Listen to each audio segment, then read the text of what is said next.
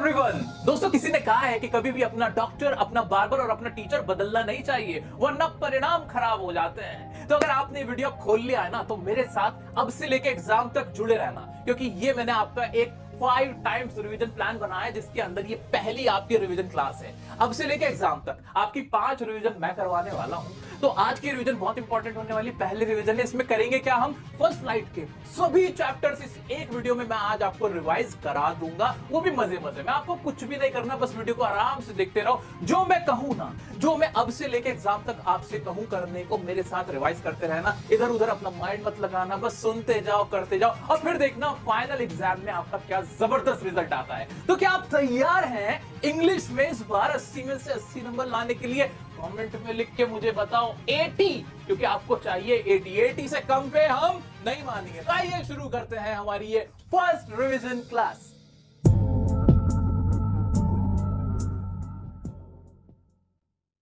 तो दोस्तों, जल्दी से शुरू करते हैं chapter number 1, a letter to God. आप सभी लोग अभी एक काम कीजिए, अपनी एक नोटबुक लीजिए और एक पेन लीजिए। जो जो इंपॉर्टेंट बातें मैं आपसे कहूंगा लिखने को, वो लिखते चले जाना। आइए शुरू करते हैं। सबसे पहले देखेंगे इसके इंपॉर्टेंट पॉइंट्स। दोस्तों, चैप्टर का नाम है लेटर टू गॉड। अगर आपने इंग्लिश में कुछ भी नहीं देखा, कुछ भी नहीं सुना है, फर्स्ट टाइम पढ़ रहे हो ना, तो भी बस जो मैं बता रहा हूं वो सुनते चले जाओ और कुछ मत करना। A letter to God chapter में है क्या, पहले मोटा मोटा देखेंगे, उसके बाद छोटा छोटा देखेंगे। जी हाँ, आइए देखते हैं पहले मोटा मोटा चैप्टर में क्या है। इसमें एक कैरेक्टर है, एक किसान है, एक फार्मर है, जिसका नाम क्या है, लेंचो। तो Lencho was a farmer, Lencho एक फार्मर है, ठीक है। Had a firm belief in God. उसको क्या था, उसको फर्म बिलीफ था, गॉड के अंदर आस्था थी। किसका चैप्टर है, एक किसान की कहानी है जिसका नाम है लेंचो, जिसको गॉड में बहुत आस्था थी। और क्या हुआ फिर, his crop destroyed due to hailstorm, जहां पे ओले पड़ जाते हैं और उसकी फसल खराब हो जाती है। सीक्स हेल्प फ्रॉम गॉड, वो गॉड से हेल्प मांगता है, मेरी फसल खराब हो गई, मैं क्या करूं अब। Writes a letter to God asking 100 पैसों।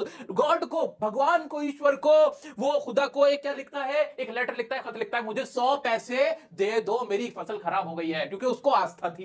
Postmaster reads the letter and decided not to break his trust in God. जो पोस्टमास्टर होता है ना, जहां लेटर जहां पे जमा करा के आता है, तो पोस्टमास्टर देखता है और उसको पढ़ता है, कहता है 100 पैसे मांग रहा है। पहले वो हंसता है, लेकिन बाद में वो क्या कहता है कि मैं इसकी फेथ को खत्म नहीं होने दूंगा, और वो उसकी हेल्प करने की कोशिश करता है। Postmaster helps Lencho giving him 70 pesos in an envelope. Postmaster 70 पैसे एक लिफाफे में डालकर लेंचो को दे आता है। उसके बाद क्या होता है, Lencho again writes a letter calling postmaster crook. लेकिन लेंचो से खुश नहीं होता। लेंचो कहता 100 मांगे थे, 70 दिए हैं, 30 कम है, ये तो बदमाश है। पोस्टमास्टर और इसके जो साथी हैं, बस खत्म। ये टोटल चैप्टर की कहानी है। इतना समझ में आया? अभी कुछ याद करने को नहीं कह रहा, मैं कुछ भी नहीं कह रहा, कहानी समझ में आ गई। हिंदी में समझ में आ गई। अब आओ इंग्लिश में कैसे इंपॉर्टेंट वर्ड, कीवर्ड्स आपको याद रखने हैं, पूरा इसका आंसर देख लेते हैं। मेरे प्यारे दोस्तों, बस अब सुनते जाना, और जिन वर्ड्स पे मैं ज्यादा ध्यान देने को कहूं ना, उनको इंग्लिश में ही बस तुम्हें याद रखना है, उन पे ज्यादा ध्यान देना है। अब शुरू करते हैं। लेंचो, लेंचो तो पता ही है, फार्मर है। Lencho is a hard working farmer. कैसा फार्मर था लेंचो? Hard working farmer. बोलो मेरे साथ साथ, बोलो, hard working farmer. He has a firm belief in God. उसको गॉड में फर्म बिलीफ था। फर्म मतलब मजबूत, तो कैसा बिलीफ था? फर्म बिलीफ था। Lencho hard working farmer, firm belief. आगे बढ़ते हैं। He expects for a rain shower to nourish his field of corn. वो क्या उम्मीद कर रहा था कि रेन शावर होगी, बारिश हो जाएगी, जो उसकी मक्के की फसल है वो बहुत अच्छी से खिल जाएगी, उसको बहुत फायदा हो जाएगा। That is harvest could yield him huge profit just like it does every year। जैसे हर साल उसको बहुत मुनाफा होता था, ऐसे मक्के की फसल से उसको बहुत फायदा हो जाएगा और वो मुनाफा कमा लेगा, उसको ऐसी उम्मीद थी।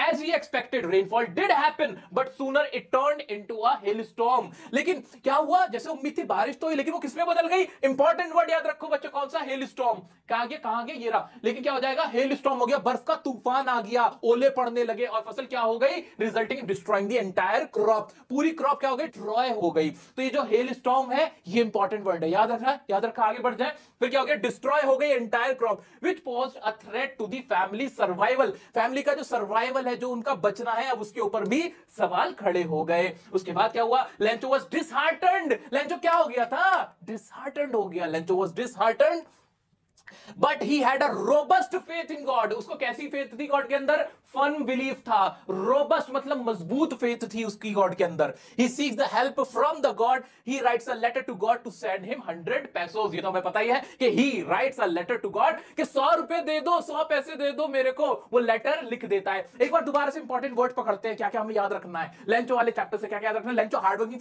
फार्मर था, फर्म बिलीफ था, एक्सपेक्ट कर रहा था रेन शावर की, है ना, हेल स्टॉर्म आ जाता है, क्रॉप जो होती है पूरी डिस्ट्रॉय हो जाती है। उसका रोबस्ट फेथ थी गॉड में, और वो क्या करता है? Write a letter to God. He writes a letter to God. इतना इतना मोटा मोटा याद रखिए, ये इंपॉर्टेंट वर्ड है, याद रखना। 100 पैसे वो मांगता है, कितने? 100 पैसे।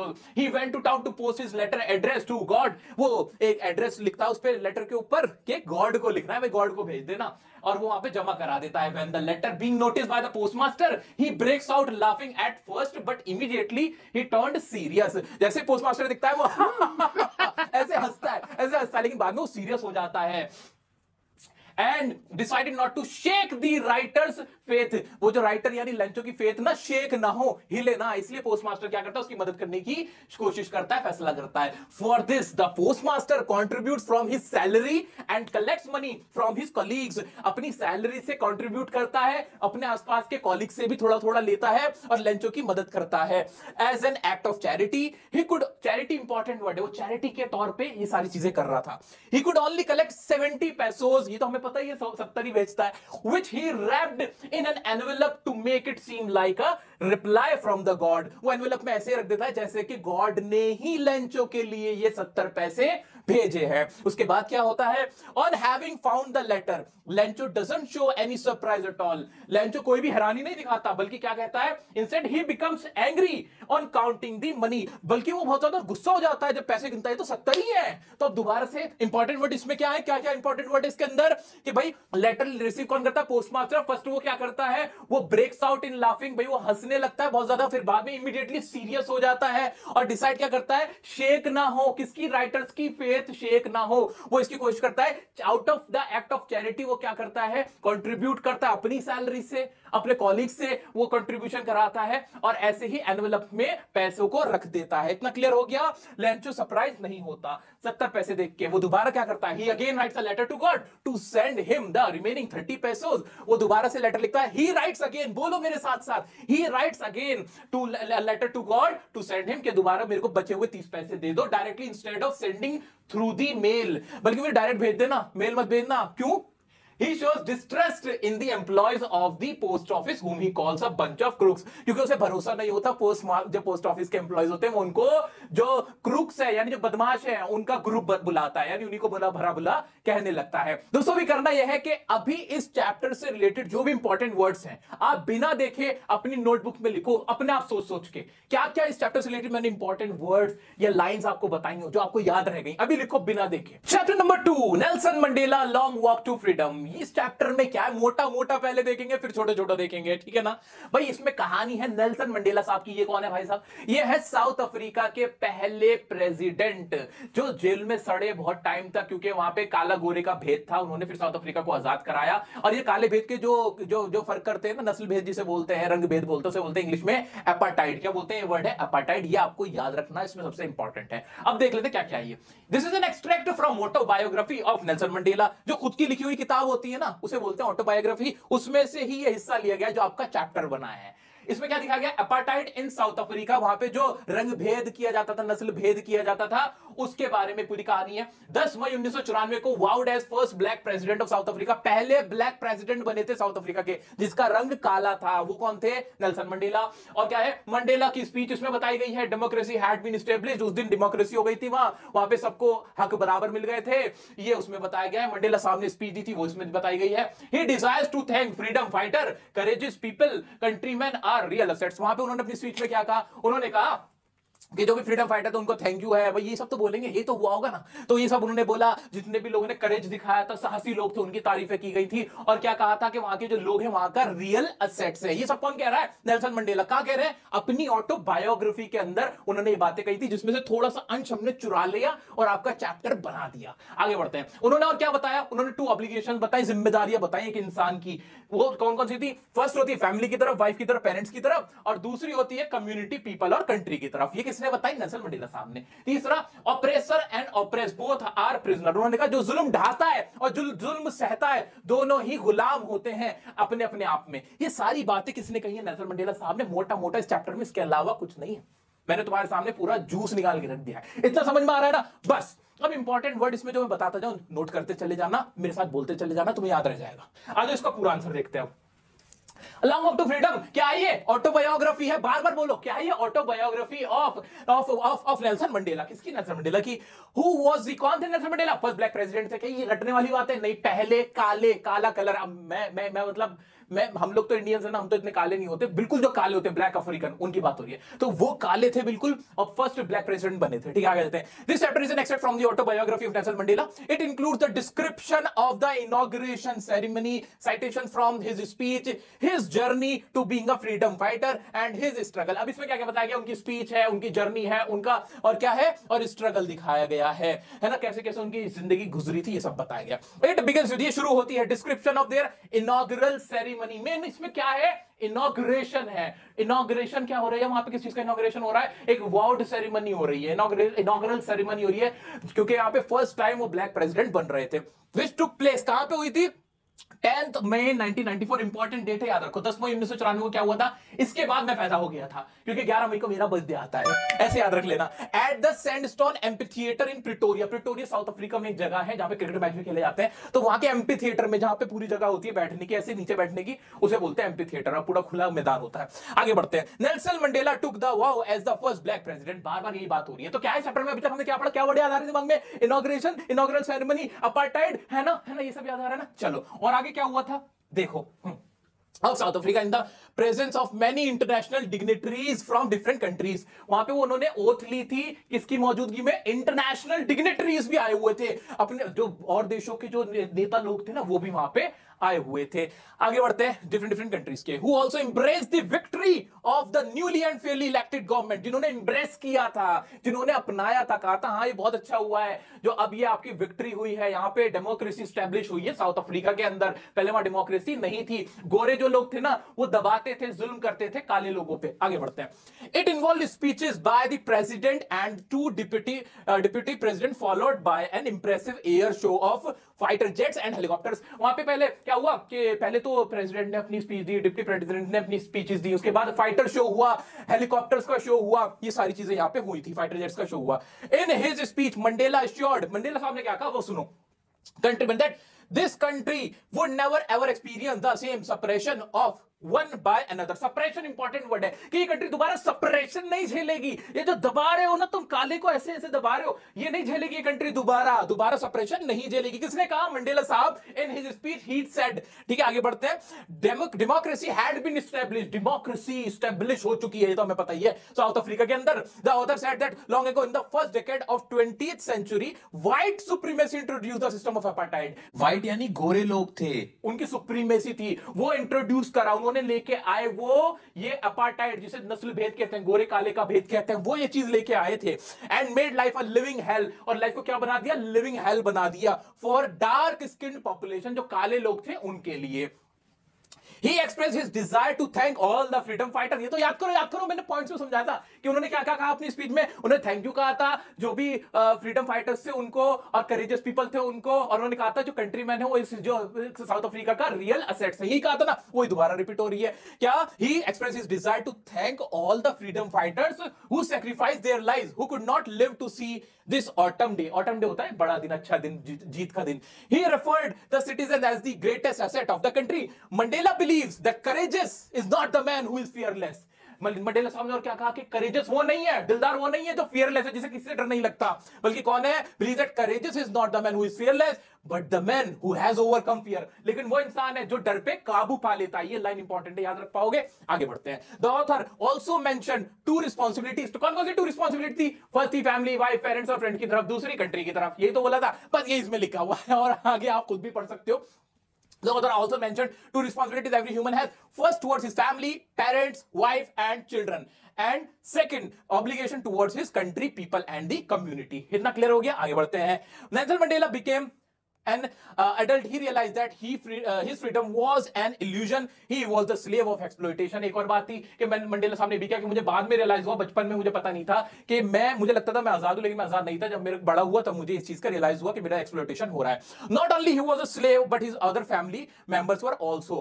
According to him, the oppressor is as much prisoner as oppressed. ये बात भी हमने पढ़ी थी कि ऑपरेसर जो होता है वो भी गुलाम होता है, और जो ऑपरेशन जिसके साथ किया जाता है वो भी गुलाम होता है। स्लेव भी गुलाम होता है और जो उसको स्लेव बना रहा है वो भी। ये पूरा चैप्टर था। इंपॉर्टेंट वर्ड इसको सोच के क्या क्या याद आ रहे हैं, क्या क्या याद आ रहे हैं?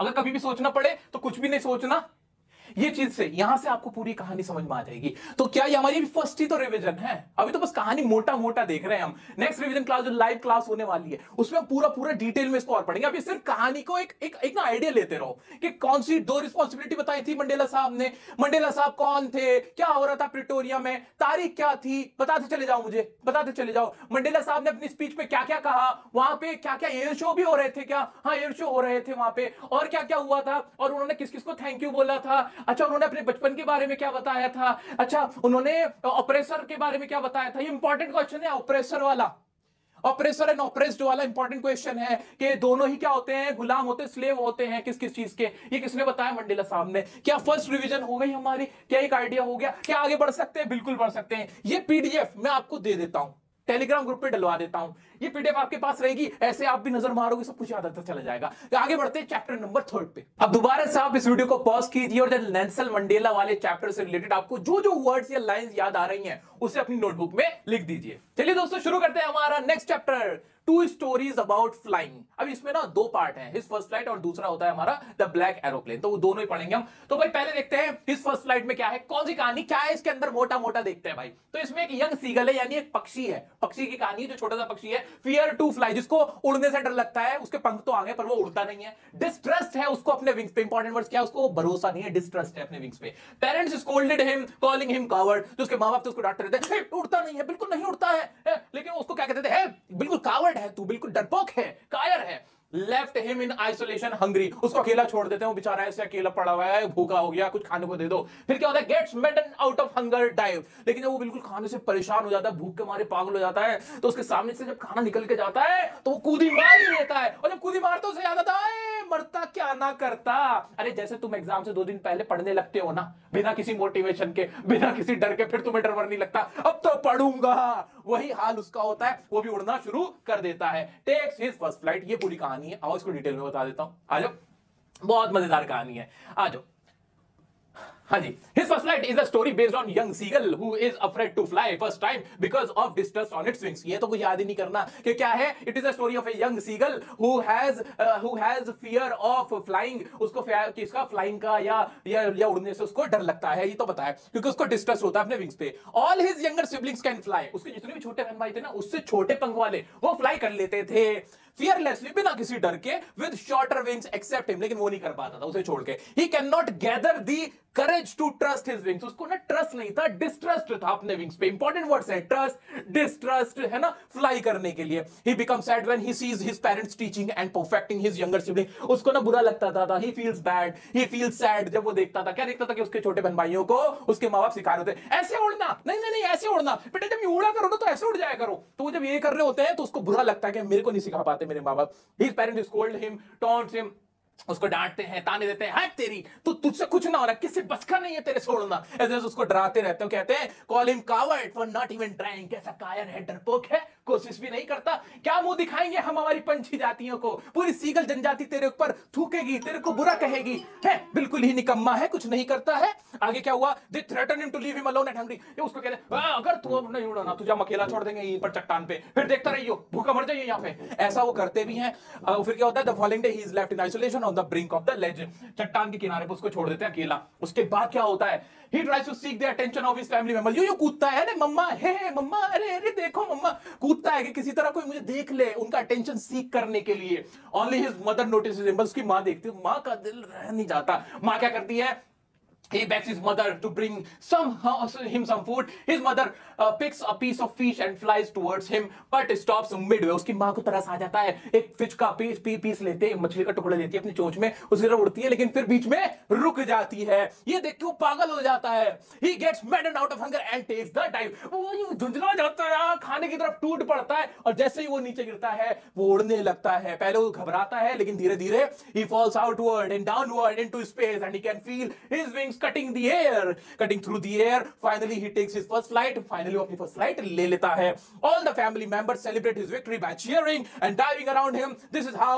the young seagull flies. ठीक है, तो दोस्तों ये पूरी कहानी समझना, इसमें इंपॉर्टेंट वर्ड्स क्या क्या याद आ रहे हैं, क्या क्या सोचना है मुझे जब मैं फर्स्ट फ्लाइट के बारे में सोचूं, इस फर्स्ट फ्लाइट चैप्टर के बारे में क्या क्या सीगल याद आ रहा है ना, बिल्कुल याद आ रहा है। फर्स्ट फ्लाइट याद आ रही है, डिस्ट्रेस ऑन विंग याद आ रहा है, बिल्कुल याद आ रहा है। और क्या करता है वो अपनी फर्स्ट फ्लाइट लेने के लिए डर रहा होता है, उसके पेरेंट्स उसको स्कोल्ड करते हैं, टॉन्ट करते हैं। सोचो सोचो सोचो, बिना देखे सोचो सोचो, क्या क्या टॉन्ट करते हैं, स्कोल्ड करते हैं, उसको कावर्ड कहते हैं, है ना। उसको सैड फील होता है जब उसके पेरेंट्स उसके जो यंगर सिबलिंग्स हैं उनको क्या कर रहे होते हैं, इंग्लिश में ही बोलो, यंगर सिबलिंग को क्या कर रहे होते हैं, टीचिंग कर रहे होते हैं, उनको परफेक्टिंग कर रहे होते हैं फ्लाई करने के लिए। इतना समझ पा रहे हो? नहीं आंसर बनता, अभी आंसर मत बनाओ, सिर्फ वर्ड्स बनाओ, वर्ड्स को पिक करो, जो कीवर्ड्स हैं वो लाइंस, छोटी छोटी लाइंस पिक करो, बिना सोचे, बिना देखे हुए सोचो, है ना। अब वो विंग्स को क्या करने लगता है, फिर कटिंग करने लगता है। ये सारी आपको इंपॉर्टेंट वर्ड्स अभी रुको और अपनी जो नोटबुक है उसके अंदर वो वाले वर्ड्स अभी वीडियो को पॉज करके लिखो, जो भी तुम इसके रिलेटेड सोच पा रहे हो लिखो। मेरे बच्चा, मेरा दोस्त, लिखो तो सही, देखो कितना फायदा होगा इन वर्ड से तुम्हें।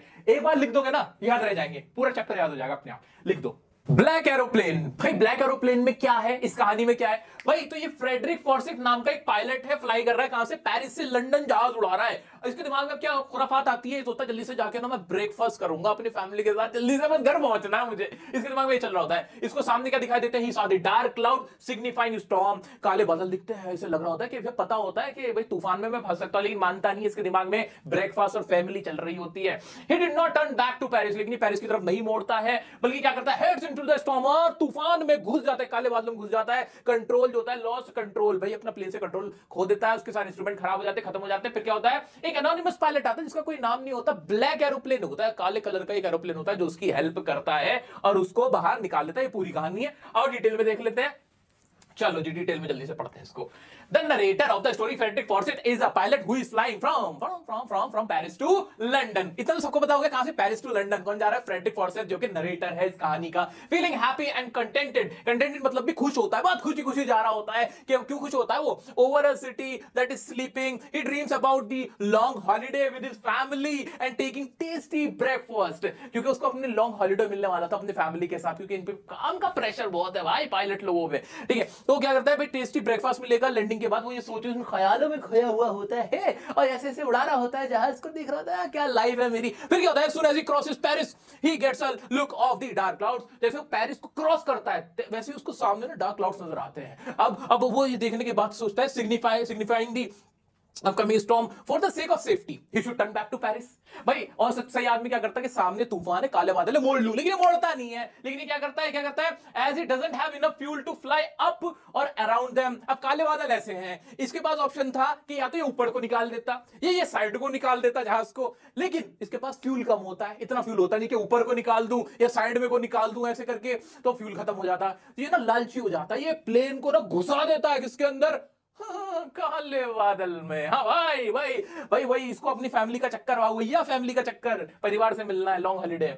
But he thinks otherwise to fulfil his dream of having breakfast, being with family and having breakfast, he risks the life of his passengers and heads straight into the storm। और वो सबकी जान को जोखिम में डाल के घुसा देता है किसके अंदर, स्टॉर्म के अंदर। Everything gets dark and all the instruments stop working। भाई इंस्ट्रूमेंट वर्किंग करना बंद कर देते हैं, सब कुछ डार्क हो जाता है। He lost control of the plane, ये तो पता ही हमें। When he lost all the hope, he sees another plane flying next to him। जैसे वो सारी उम्मीद छोड़ देता है, मर गया, अब तो आ रहा हूं भगवान, मैं आ रहा हूं। तभी ये दूसरा प्लेन वाला आता है, उसको कहता है इधर आ, इधर से इशारा करता है, चल मेरे साथ साथ चल। और वो ब्लैक एरोप्लेन का जो एनोनिमस पायलट है वो उसको गाइड करता है, क्या करता है, गाइड करता है, important word.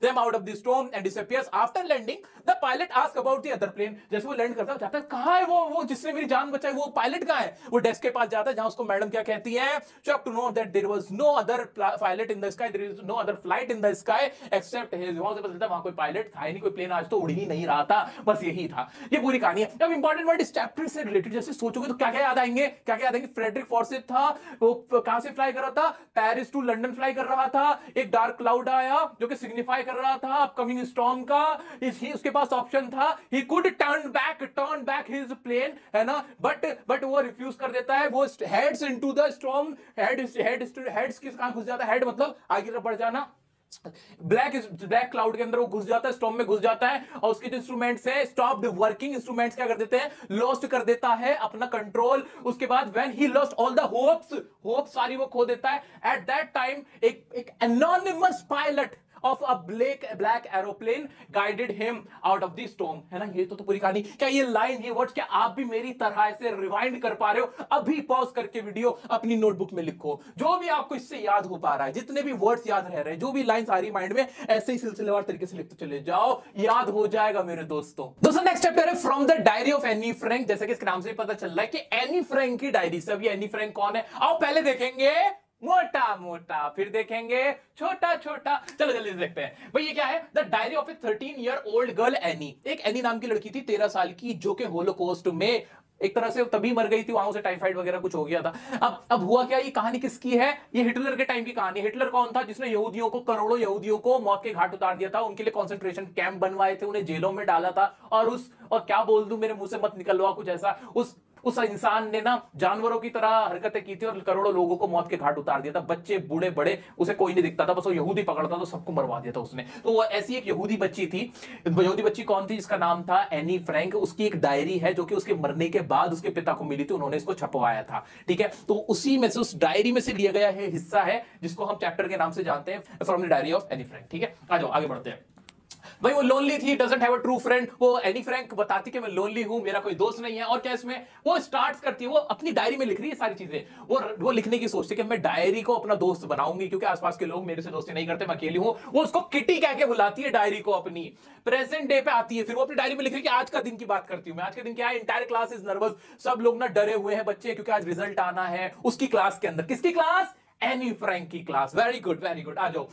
Any doesn't have a good equation with her maths teacher Mr Keesing. एनी को किसी से डर नहीं लगता, मैथ्स से डर लगता है, क्योंकि उसकी मैथ्स के टीचर से उसकी बनती नहीं, क्योंकि मिस्टर कीजिंग बहुत इरिटेट रहते हैं उससे। क्यों रहते हैं इरिटेट? क्योंकि एनी बहुत टॉकेटिव है, चैटर बॉक्स से बोलती बहुत है, चुप नहीं रहती। मिस्टर कीजिंग कौन है? ये maths teacher of Anne Frank gave her weird homework on chatterbox. Chatterbox जैसे ऐसे उल्टे सीधे टॉपिक्स पे वो एनी को होमवर्क देते हैं, ऐसे लिखने के लिए देते हैं। She completed smartly. और वो सारे ऐसे बहुत विट के साथ, मतलब हाजिर जवाबी के साथ। विट मतलब हाजिर जवाबी। एनी कैसी है? विटी है। वो अपने हाजिर जवाबी से अपना होमवर्क पूरा करती है, और यही पूरा इस चैप्टर के अंदर बताया गया है। जिसके बाद मिस्टर कीजिंग उससे खुश हो जाते हैं और उसको क्लास में बोलने की इजाजत दे देते हैं। अब देखते हैं इसको पूरा अच्छे से देख लेते हैं। अब जल्दी देखते हैं, जल्दी देखते हैं इसको।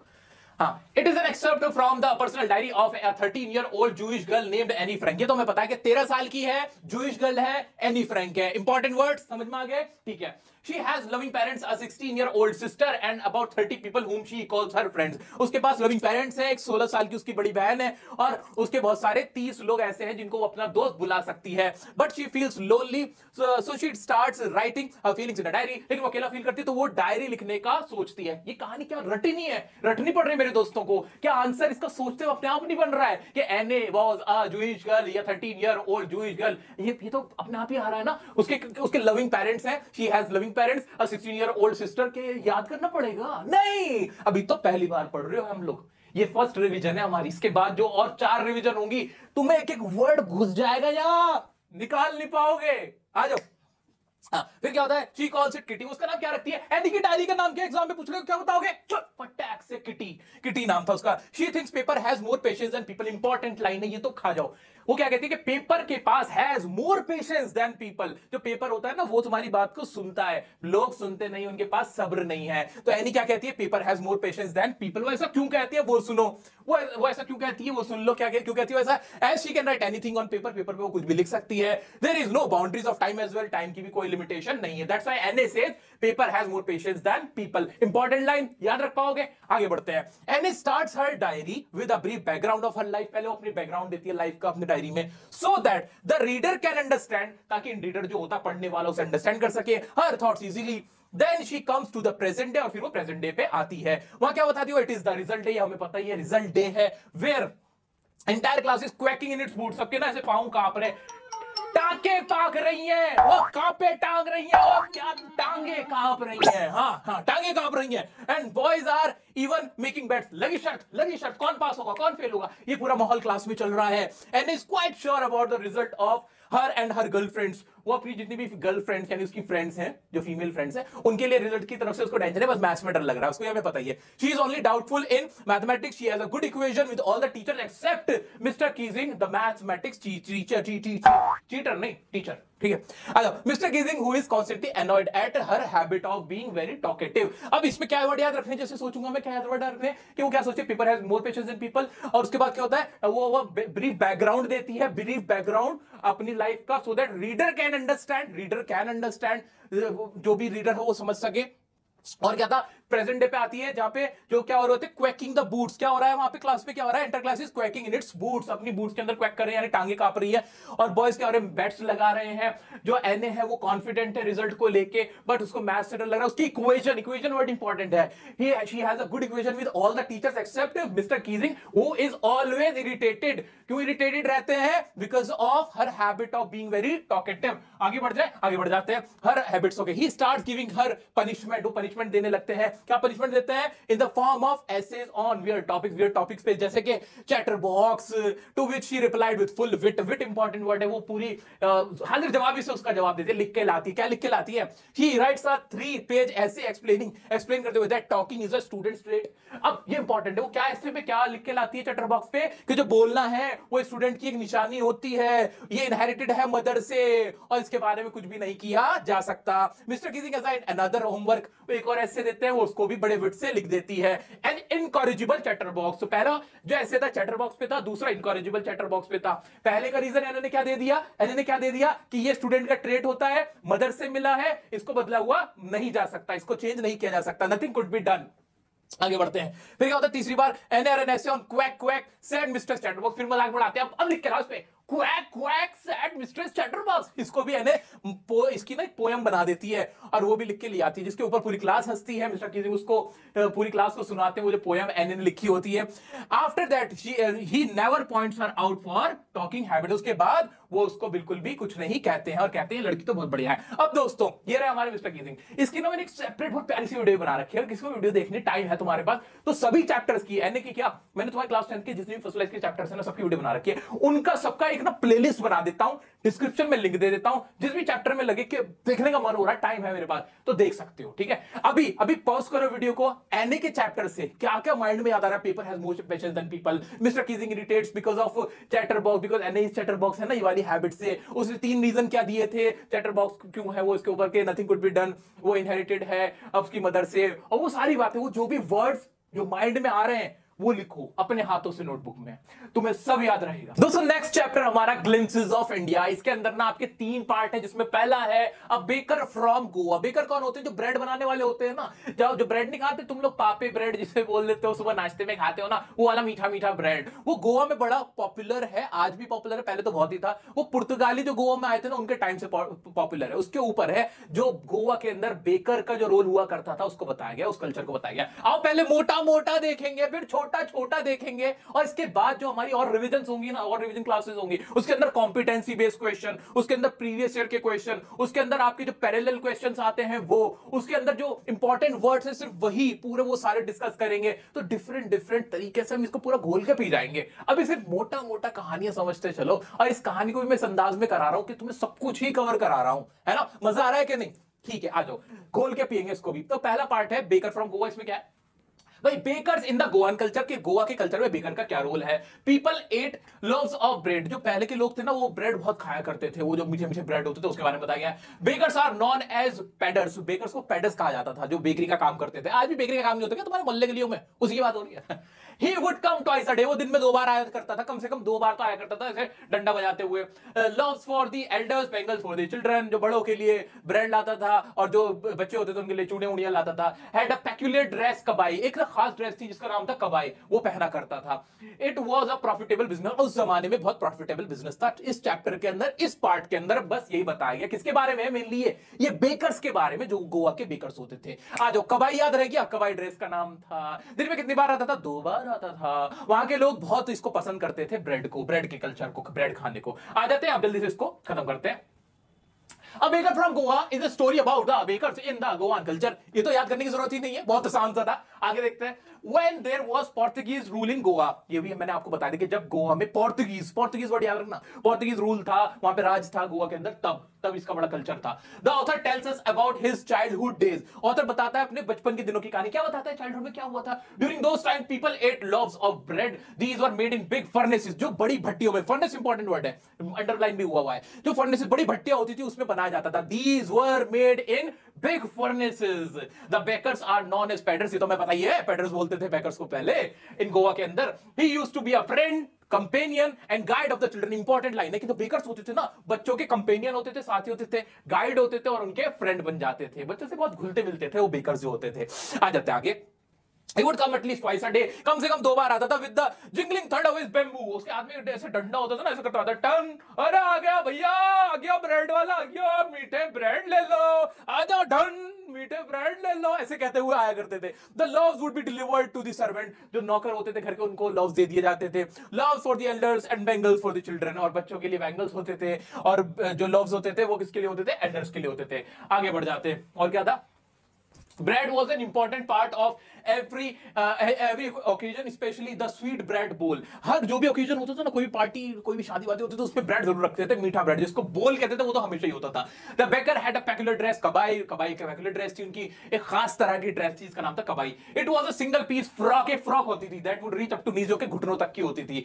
Probably the original bakers not exist, but their profession is being continued by their sons। अब वो पुराने बेकर्स रह रहा हूं, लेकिन उनके जो बच्चे आज भी काम धंधा करते हैं बेकरी का। They generally collected their bills at the end of every month। Baking was a profitable business in those days, managing to keep their family happy and prosperous। उस जमाने में बहुत अच्छा था, प्रॉस्परस बिजनेस होता था, बड़े बिजनेस होता था। तो बेकर फ्रॉम गोवा सोचते क्या क्या याद आया, कौन से इंपॉर्टेंट वर्ड्स और लाइन? कबाई याद रह गया, पेडर्स याद रह गया, पोर्तुगीज याद रह गया, बिल्कुल याद रह गया। प्रॉफिटेबल बिजनेस था उस जमाने में, प्रॉस्परस होते थे फैमिली, है ना, जो भी बेकर्स होते थे उनकी फैमिली, ठीक है। Jingling of thunder of the bamboo, जो बैम्बू से ऐसे जो मारता हुआ आता था, वो याद रह गया वो, बिल्कुल। ये वाले वर्ड सोचो, अभी पॉज करो वीडियो, अपनी नोटबुक में लिखो बेकर फ्रॉम गोवा से रिलेटेड क्या क्या बातें, क्या क्या इंपॉर्टेंट वर्ड्स जो तुम्हें अभी मैंने जोर दे के बताए, जो तुम्हें याद रह गए, वो लिखो एक जगह पे। इसी का सेकंड पार्ट है कॉर्ग। इसके इंपॉर्टेंट पार्ट्स क्या वो देख लेते हैं। कॉर्ग क्या है भाई? मोटा मोटा देखना पहले। Korg is the smallest district of Karnataka. Karnataka जो हिंदुस्तान के दक्षिण में है, उसकी सबसे छोटी जो डिस्ट्रिक्ट है वो कॉर्ग कहलाती है। पीपल आर ब्रेव है वहां के लोग, पॉसिबली ग्रीक और अरेबिक डिसेंट के हैं।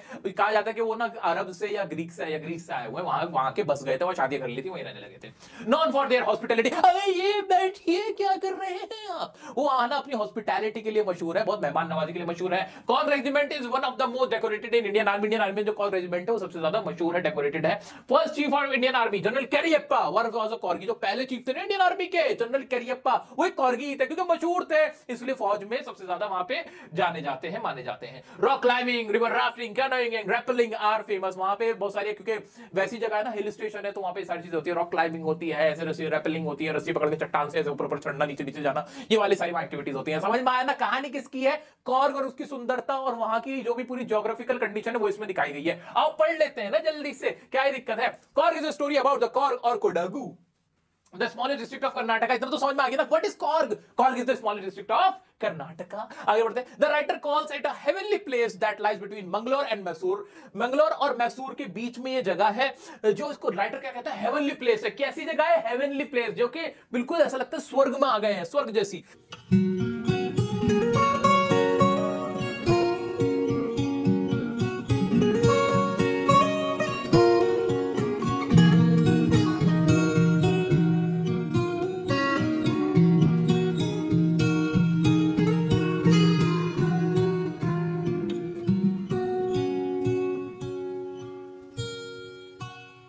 The people of Coorg are brave, ये तो हमें पता है, वहां के लोग ब्रेव होते हैं। कॉर्गियों, कोई कॉर्ग से है क्या? बताओ मुझे तुम कितने ब्रेव हो, आ जाओ। They are possible of Greek और अरबिक डिसेंट, कहा जाता है कि वो अरब या ग्रीक से आए थे। क्यों कहा जाता है ये सुनो। There is a famous story, एक famous story that a part of Alexander's army had to settle there. जो सिकंदर आया था ना, दक्षिण भारत से ही तो आया था, वो वहां पे एक पार्ट था वहां की उसकी सेटल अलेक्जेंडर की फौज का, वहां पे रुक गया था, टुकड़ी वहां रुक गई थी और फिर वहीं पर बस गए थे। It was not possible for them to return, so they married with their locals, उन्होंने वहां के लोकल से ही शादी कर ली और वहीं पर बस गए। इसका प्रूफ भी मिलता है। तो स्टोरी ड्रॉ सपोर्ट, सपोर्ट क्या मिलता है? Keffiyeh, keffiyeh. तो अरब लोग नहीं बांधते कुफिया, ऐसे कमर पे ऐसे बांधते हैं ना, वो a long back coat with an embroidered waist belt worn by Kadavus that resembles the kufiya worn by the Arabs and Kurds। जो अरब और कुर्द लोग हैं उन्हीं जैसा कुफिया ये लोग भी बांधते हैं, इसलिए माना जाता है कि उन्हीं के वंशज में से हैं। आगे बढ़ जाते हैं, ये देखो ये बांध रखा, मैंने दिखा भी रखा है तुम लोगों को।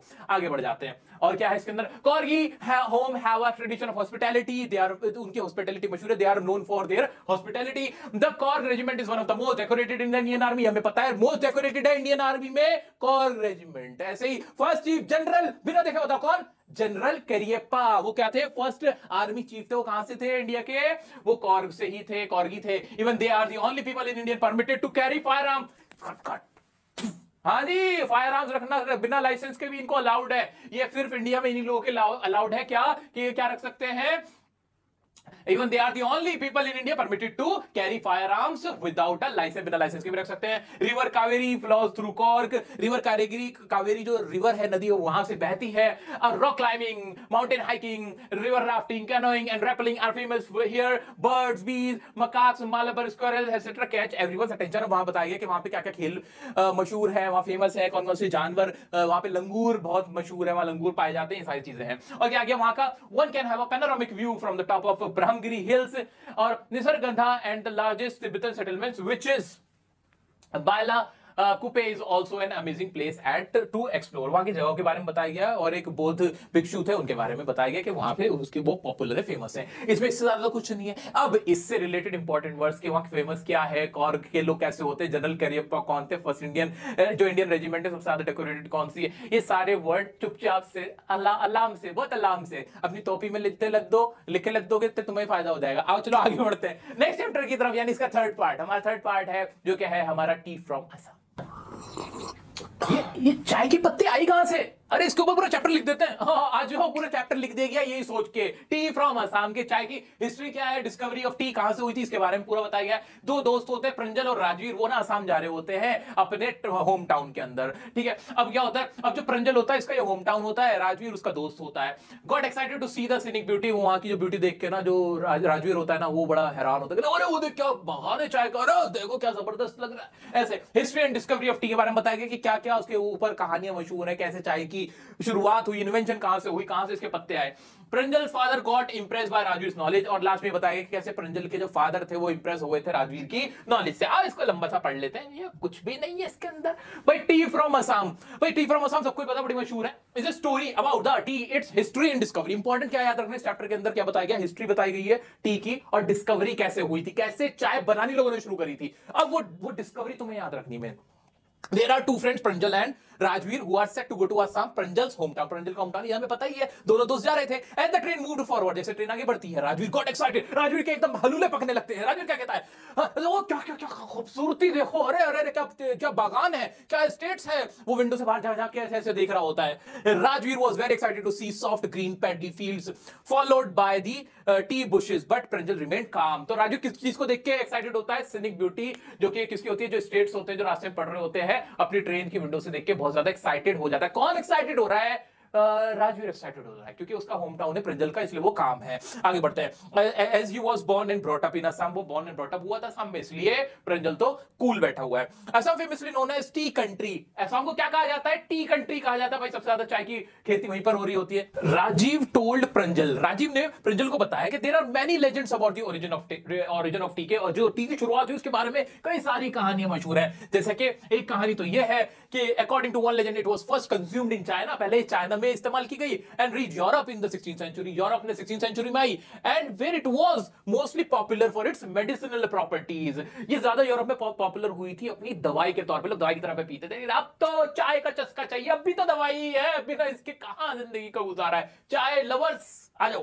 Rajiv further told that, Rajiv और भी बताता है क्या, there are numerous stories about the discovery of tea. One is a Chinese emperor was boiling water for himself. और कहानी बताता है कि एक बार ना एक चाइना का राजा था, वो ना एक ना बॉयल में अपना पानी उबल रहा था, अपने लिए पानी उबाल रहा था। while the water was boiling, some leaves from the twigs under the burning pot fell into the boiling water। वहां बॉइलिंग वाटर के अंदर ऐसे ना ऐसे आके ना गिर गई पत्तियां और उससे चाय बन गई। it enhanced the taste of water and they were considered to be the tea leaves। और उसको कहा गया कि ये टी लीव्स है भाई, इससे जो मजा था ना, टेस्ट बढ़ गया था।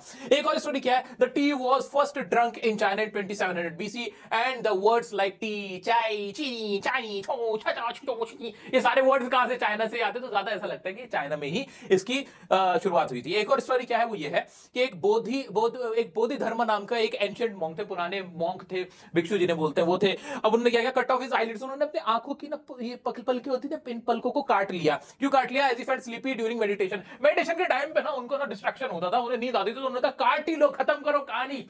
और तुम देखो, तुम पढ़ाई के लिए क्या कर रहे हो, देख लो लोग क्या क्या करते थे। आ जाओ। From those eyelids T plants Guru out. और उन आईलिड से वो क्या उगाए, टी प्लांट्स उगाए। ये तो थोड़ी सी ऐसी सी लग रही है, वो वाली ज्यादा रियल लग रही थी, पॉट वाली। आ जाओ। The train journey ended at the Mariana junction. फिर ट्रेन की कहानी सुनाते सुनाते रास्ता खत्म हो जाता है और मरियाना जंक्शन पर ट्रेन रुक जाती है। प्रंजल के पेरेंट्स वहां पे उसे रिसीव करने के लिए होते हैं। प्रंजल के फादर उनको गाड़ी में बिठा के लेके जाते हैं देखियाबरी टी प्लांटेशन दिखाने। They saw many T pluckers carrying bamboo, ऐसे बंबू लेके वहां पे बहुत सारी वो जो टी लीव्स करने वाली औरतें होती हैं वो दिखाई देती हैं। उनको देख के राजवीर बहुत खुश होता है। फ्रेशली स्पॉटेड टी लीव्स का मौसम था। प्रंजल फादर, वो प्रंजल ना राजवीर बताता है प्रंजल के फादर को कि ये ना मौसम इस वक्त टी लीव्स का है। ये सारी बातें नॉलेज देखने के बाद प्रंजल के फादर उससे इंप्रेस हो जाते हैं। वैसे भी दोस्त के जो फादर होते हैं ना, वो ना ज्यादा इंप्रेस होते हैं, अपने बच्चे से इंप्रेस नहीं होते, वो दोस्त से इंप्रेस होते हैं। कहते हैं देख देख देख देख तेरा दोस्त कितना अच्छा है, तू ऐसा क्यों नहीं बनता। वो यहाँ हो रहा था और कुछ नहीं हो रहा था इसके अलावा। तो दोस्तों ये कहानी थी टी लीव्स वाली चैप्टर की। अब इसमें क्या क्या इंपॉर्टेंट बात याद रखनी है, आपको याद रखनी है, कौन सी स्टोरीज थी वो याद रखनी है, एम्परर वाले वर्ड, वो सारे वर्ड एक बार अपने माइंड में घुमाओ कि भाई क्या था। एक तो चाइनीज एम्परर वाली कहानी थी, एक बोधि धर्मा एक मॉन्क था, उसने अपने आईलिड को कट ऑफ कर लिया था मेडिटेशन के लिए। तो मेडिटेशन वर्ड, ये सारी लाइन, ये वर्ड्स अभी लिखो अपने पास और आगे बढ़ जाते हैं। दोस्तों हमारा नेक्स्ट चैप्टर है मिजबिल द ऑटर। ये मिजबिल द ऑटर कहानी किसकी है, पहले सुन लो भाई। ये कहानी है गेविन मैक्सवेल नाम के एक शख्स की, जिसके साथ क्या हुआ होता है, पहले मोटा मोटा देख ले। इसको पहले, जिसने कुछ नहीं पढ़ रखा, अगर तुमने बिल्कुल नहीं पढ़ रखा ना, पहले इसकी मोटी मोटी एक अंडरस्टैंडिंग ले लेते हैं। क्या इसके अंदर भाई, मिजबिल क्या, जो मैक्सवेल होता है, गेविन मैक्सवेल, वो लॉस, उसका वो अपना जो पालतू डॉग होता है ना, वो खो देता है, वो बेचारा मर जाता है, इसलिए बड़ा उदास रहने लगता है। वो बसरा नाम की एक जगह है, वो वहां जा रहा होता है, ट्रैवलिंग के लिए कर रहा होता है, ट्रैवलिंग कर रहा होता है। वो अपने दोस्त से बात बताता है कि मेरा पेट ना खो गया, मैं अकेला फील कर रहा हूं और मुझे ना कोई पेट को डोमेस्टिकेट करना है, मतलब पालना है, कोई मुझे पालतू चाहिए, कोई और जानवर। Got an otter as a gift. फिर वो बसरा वहां पहुंचता है, वहां पे ना उसको गिफ्ट के तौर पे ऐसे पैक होके एक ऑटर आता है। ऑटर एक तरह का जानवर होता है, उदबिलाव है ना, तो वो वहां पे आता है, उसको मिल जाता है पालने के लिए, उसका दोस्त उसको गिफ्ट के तौर पे भेज देता है। ठीक है, नेम्ड हिम मिजबिल। उसका नाम क्या रखता है, मिजबिल। जब इसका नाम क्या है, मिजबिल द ऑटर।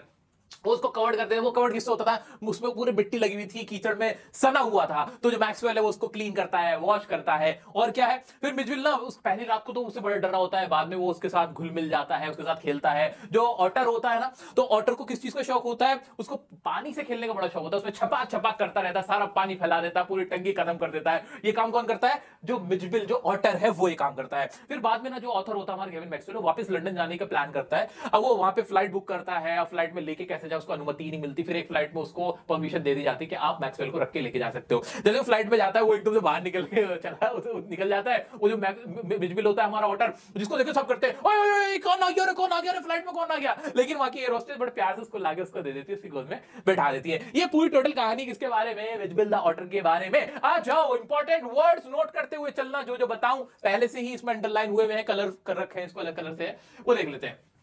आ जाओ, ये रहा हमारा chapter. The story starts with the author traveling to Basra along with his friend to consulate general to collect and answer a mail from Europe. अब जो author है वो कहां जा रहा है ये तो हमें पता, बसरा जा रहा था अपने friend के साथ। कहां? ये important word है, consulate general के पास जा रहा था बसरा में, ठीक है। अब क्या हो गया? During that he expressed his desire to domesticate important word है, वो domesticate करना चाहता था एक कोई भी जानवर, पालतू जानवर, after losing his pet dog, जो कि उसका pet dog खो गया था उसके बाद, है ना। When they reached the destination they found that only the friend's mail had arrived। जब वहां पहुंचते हैं तो उसे पता चलता है कि मेल का जवाब देना था ना, पहले ऐसे ईमेल तो होता नहीं था, तो मेल का जवाब देने ऐसे जाना होता था, तो उसके फ्रेंड का मेल आया हुआ था, उसका मेल नहीं आया हुआ था, जिसका जवाब देने गेविन मैक्सवेल को जाना था। ऐसे समझ सकते हो कि दोस्त का तो काम हो गया था, अपना काम नहीं हुआ था, उसको वहां पे 5 दिन का फिर इंतजार करना पड़ा था। He had to wait for 5 days। 5 days important है। क्या करना था उसको? डोमेस्टिकेट करना था। कहां जा रहा था वो? बसरा जा रहा था। क्यों जा रहा था? कंसुलेट जनरल को जवाब देने के लिए। क्या? मेल का जवाब देने के लिए। इतना समझ में आया? ये वर्ड याद रह गए? आगे बढ़ते हैं। Upon receiving his mail, he went to his room। अब जब उसका मेल मिल जाता है तो रूम में जाके देखता है, तो वहां पे क्या देखता है कि 2 अरब आए हुए हैं एक नोट के साथ, accompanied by 2 Arabs with the note. अरबी लोग आए हुए थे, नोट के साथ एक खत लिखा हुआ था। It was a gift from his friend, को अपनी फ्रेंड की तरफ से उसको वो गिफ्ट दिया गया था। ही नेम्ड द ऑटर मिजबिल, उसका नाम मिजबिल लग देता है, पता ही है। He was fully covered with mud and took a month of cleaning and washing. 1 महीना लग गया उसको वॉश करने को, क्लीन करने के लिए। एक्चुअल कलर तब दिखा उसका। मिज को थोड़ा टाइम लगा ओपन होने में, भाई बहुत ज्यादा एक्विंटेड, गेट एक्विंटेड, जान पहचान बनाने में। एक्विंटेड मतलब जान पहचान होने में, गेट एक्विंटेड होने में, ऐसे बोलो, मेरे साथ बोलो कि मिजबिल को गेट एक्विंटेड होने में टाइम लग गया। तो Mijbil took some time to get acquainted with author. आगे बढ़ जाते हैं। With author and his surroundings, okay. On the first night, पहली नाइट को he was बहुत lonely फील कर रहा था मिजबिल जो था, he was aloof, अकेला था। एंड सेकंड नाइट में क्या हुआ? वो बेड पे आके सो रहा था। पहले तो बेड पे भी नहीं आ रहा था, डर रहा था वो। मिजबिल को पानी से खेलने का बड़ा शौक था, हमने पढ़ा ही था, और वो सीख गया था टैप को खोलना। He splashed and squeezed the water till the last drop। जब तक पूरी एक बूंद खत्म हो जाती, सारा पानी खत्म कर देता था। The narrator decided to go back to London। London जाने का उसने ट्राई किया, उसने फ्लाइट बुक करी, कोई अलाउ नहीं कर रहा था और ऑटर को। And book the flight with a condition. उसने क्या किया था? फ्लाइट को बुक किया था। कंडीशन क्या थी? कंडीशन सुनो, कंडीशन इंपॉर्टेंट है। That the kind condition that Mij had to be covered in a box, के मिज को एक बॉक्स में कवर करना होगा। He put Mij in a box and left for meal before 1 hour of the flight. Flight से 1 घंटा पहले वो अपना मील खाने चला गया, उसको पैक करके आके उसने वापस देखा तो क्या हुआ? When he return he found that the box was still and Mij had created a mess by destroying the inner lining. उसने उसको कुतर दिया था, चूहे जैसा ही तो होता है, वो काट दिया था उसने, और उसका अपना खुद का भी खून निकल गया था। उसको देख के वो बड़ा परेशान हो जाता है। He was created by destroying the inner lining. Blood was dripping out of the holes. He opened the box and Mitch caught at his leg। और मिच भागता उसके पैरों में, ऐसे आने लगा, ऐसे करके आने लग गया, ठीक है। There were only 10 minutes left for the flight to take off। 10 minute बचे थे, लेट हो रहा था। देखा नहीं ना वो तो उसको पता नहीं था मिच को कि मैं करके आ रहा हूं। अब 10 मिनट ही बचे थे, वो बेचारे जल्दी से साफ खून साफ करके उसको ले गया। He cleaned it all and managed to reach just in time। भाई ये गलत है वैसे। आप लोग अगर दिल्ली में रहते हो, 10 मिनट पहले तुम एयरपोर्ट जाके देखना, मजा ले जो तुम्हें वो फ्लाइट बोर्ड करने दे, वो तुम्हें अलाउ नहीं करेंगे। 2 घंटे पहले कहते हैं आ जाओ, और यहाँ पे कह रहे 10 मिनट पहले चला गया था और फ्लाइट भी बोर्ड करा दी। देखो कितना लकी आदमी है ना। यहाँ नहीं अलाउ करते। आगे बढ़ते हैं।